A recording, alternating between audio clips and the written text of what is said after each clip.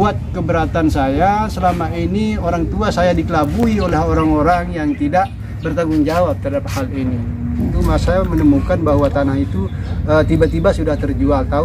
Ketahuannya itu tahun 90 dengan harga 100 juta. Assalamualaikum warahmatullahi wabarakatuh. Apa kabar sahabat semua? Mudah-mudahan dikasih kesehatan lahir dan juga kesehatan batin. Di video kemarin kita telah mendengarkan pemaparan dan wawancara bersama lawyer dari salah satu pemilik lahan yang bersengketa di sirkuit MotoGP Mandalika. Namun kali ini kita akan mendengarkan langsung bagaimana pemaparan dari pemilik tanah tersebut, yaitu Bapak Subawai. Mudah-mudahan kita bisa menyimak dengan seksama apa yang akan dikatakan beliau. Dan video ini masih didapatkan dari keluarga beliau, yaitu Bapak Jan. Dan alhamdulillah saya sudah mendapatkan izin untuk mempublikasikan video ini.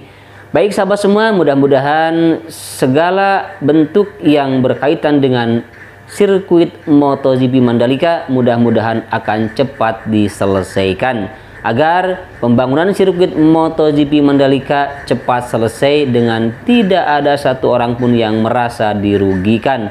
Bahkan mudah-mudahan pembangunan sirkuit MotoGP ini bisa memberikan dampak yang positif terhadap perekonomian warga masyarakat Mandalika khususnya dan umumnya untuk warga masyarakat Indonesia. Baik sahabat semua, mudah-mudahan video ini bisa memberikan informasi kepada sahabat semua walaupun hanya sedikit. Dan saya akan berusaha untuk mendapatkan informasi juga dari pihak ITDC mungkin, ataupun juga dari pihak pengadilan dan dari pihak-pihak yang lain. Namun tidak semudah itu untuk mendapatkan informasi. Doakan saja semoga kami atau saya dapat memberikan informasi kepada Anda bukan hanya dari satu pihak. Baik sahabat semua, bagi sahabat semua yang belum subscribe channel ini, silahkan bantu saya untuk subscribe channel ini dan bunyikan lonceng notifikasinya agar Anda mendapatkan pemberitahuan ketika saya mengupload video terbaru. Terima kasih Anda telah mengklik dan menonton video ini. Biasakan menonton video dari awal sampai akhir agar tidak ketinggalan informasi dan agar tidak gagal paham. Baik sahabat semua, langsung saja kita ke videonya. Dan sejarahnya kayak apa waktu itu sehingga tanah ini bisa lepas dari keluarga? Sejarahnya dulu mungkin. Sejarah singkat saja ya, mengenai lahan kami yang sebagai ahli waris Subawai adalah membuka lahan sendiri almarhum orang tua saya. Sehingga di dalam perjalanan selama ini adalah menemukan suatu putusan yang saya tidak ikut serta di dalam putusan ini. Tetapi di dalam putusan yang telah ingkrah dan putusan yang paling tertinggi adalah PK ini adalah jelas di situ bahwa sanding tanah, luas tanahnya itu jelas di dalam putusan. Maka saya merasa keberatan dengan pengalaman saya dengan batas tanah saya adalah bukan merupakan tanah itu di lokasi saya. Sedangkan di dalam putusan itu adalah saya yakin bahwa itu adalah merupakan tanah di luar dari Persil 263. Itu ada seyakin-yakinnya bahwa yang diputuskan itu adalah Persil 269. Itu keyakinan saya di dalam putusan itu. Nah, di dalam luasnya keseluruhan yang merupakan lahan yang ditinggalkan oleh orang tua saya selama saya di sini itu adalah luasnya adalah 4,5 hektar.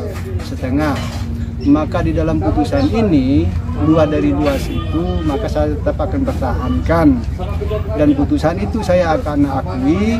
Cuma dalam selama ini adalah saya merasa berat untuk melepaskan hak saya dengan objek sengketa yang belum ditentukan oleh pihak pengadilan, belum dieksekusi.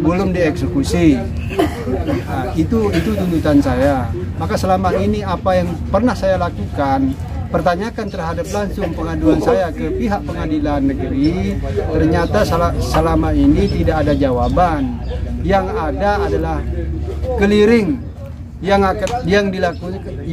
yang dilakukan sama LTDC. Beberapa kali mediasi yang dilakukan itu tidak bermakna bagi saya, dan juga tetap melakukan clearing selama ini. Itu yang kami bisa simpulkan dalam dalam situasi yang saya tempuh selama ini. Bisa sedikit kami diceritakan kenapa tanah ini kemudian beralih dari miliknya siapa Amak Semin menjadi milik orang lain waktu itu? Oh iya, pengurusan sertifikat. di dalam sejarahnya ini adalah memang di dalam Persil 263 ini adalah 2 putusan, yaitu putusan nomor 88 itu menyangkut 2 hektar terhadap Gede Wiri Sentana, yang 43-nya ini menyangkut terhadap Yusuf Umar. Toh juga walaupun terkait dengan 2 putusan itu masih tetap tanah saya akan sisa, tapi keseluruhan ini akan mau dieksekusi untuk keseluruhannya. Maka itu adalah merupakan sebagai menambah keberatan saya selama ini. Dulu saya sempat dengar bahwa ayah Sida Amak Semin itu sempat menitipkan membuat sertifikat pada Gede Wiri Sentana. Itu seperti apa? Menyangkut putusan 88 itu memang benar, sangat sederhana sekali sebenarnya cerita itu, bahwa ada berawal dari persahabatan orang tua saya itu adalah dia akan membuatkan sertifikat.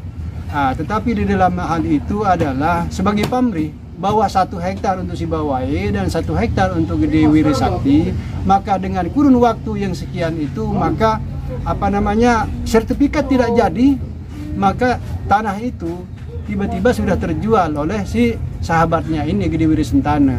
Maka itu yang menjadi buat keberatan saya selama ini, orang tua saya dikelabui oleh orang-orang yang tidak bertanggung jawab terhadap hal ini. Jadi tanah itu terjual tiba-tiba oleh Gede Wiri Sentana. Ya, tiba-tiba saya tahu. Saya selama dalam hal ini adalah pada akhirnya kehidupan orang tua itu, saya menemukan bahwa tanah itu tiba-tiba sudah terjual. Ketahuannya itu tahun 90 dengan harga 100 juta. Pada pihak LTDC. Pada pihak Gede Wiri Sentana. Gede Wiri Sentana yang menjual ke LTDC. Belum ITDC waktu itu. Belum ITDC. Masih LTDC. Ya. Oke. Makasih banyak, Pak Subala.